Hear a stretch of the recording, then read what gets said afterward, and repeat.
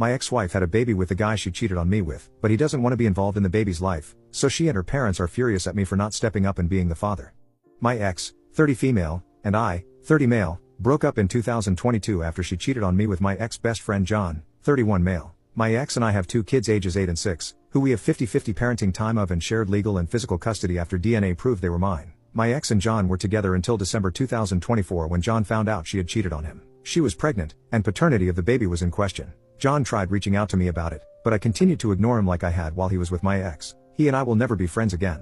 My ex gave birth in February, and paternity is still in the air, and they're awaiting a DNA test result. John has had nothing to do with the baby yet because he refuses to be in the child's life unless the child is his. I do not know about the other guys. I do not even know how many there are. My ex's parents always handled exchanges with our kids, so there was less tension around the kids. But after my ex gave birth, they started suggesting I meet the baby and putting it out there that I will always be a part of this child's life and how their newest grandchild could do with someone like me in the picture. I told them it was a shame their daughter did not consider that before she cheated on me. They told me it was not the innocent baby's fault, to which I rolled my eyes at them and said it cannot be the baby's fault, but the baby is not mine or family to me. They did not like that, and when they found out I did nothing and bought nothing for the baby after they do not know if my ex had a boy or girl, were born, my ex's parents gave me a hard time about it. I told my ex if it continued, I would file a modification with the court for someone else to be nominated to handle exchanges. She told me I was being a butthole. I have documented everything, but these comments are now said when we see each other at the store or on the street instead of during exchanges, which is smart. My ex reached out and asked me for $500 to buy formula and diapers and some rash treatment for the baby the other week, and I quickly said no.